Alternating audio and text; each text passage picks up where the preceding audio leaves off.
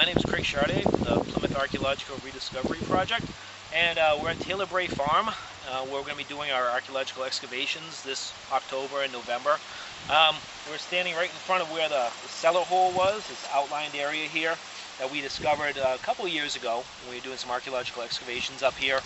You see there's sort of a T intersection is where our trenches were from a couple of years ago when we were excavating, and then the actual cellar hole we discovered is taped off and staked off around there. That dated to the 18th century, and we are looking for evidence of Richard Taylor's house in the 17th century. You know, he was here in the 1640s, and so we excavated around the cellar hole to try to find the earlier house to see if it was somehow associated with the cellar hole, if it had been added onto it or built onto it or something. So we excavated on the south side of the cellar hole, and we ended up finding a big Native American storage pit. You can sort of see the outline of it still now in the ground here, this dark grass area.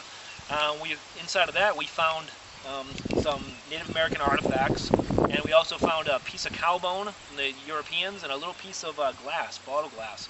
It looks like the Native Americans may have been using that for making scraping tools, scrapers and such. So this dates to right before Richard Taylor would have moved down here, maybe even the year before, the season before.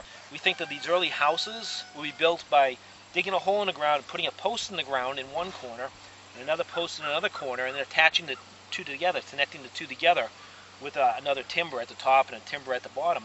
So we have a couple of posts here, and as we excavated out this way, we ended up finding another post out here, and then in this area over here, we ended up finding a big area that was all cobbles, and quite unlike anything we'd found out here anywhere. It was just these fist-sized cobbles that looked like they'd been burned. So we think this might be the area of the hearth of the house. And so we'd have the hearth here, sort of a wall going down that way, and then somewhere down there the wall would have extended across, and we found another post hole on the other side of the cellar hole. So we're thinking it's sort of a little square house that was subsequently expanded into something larger.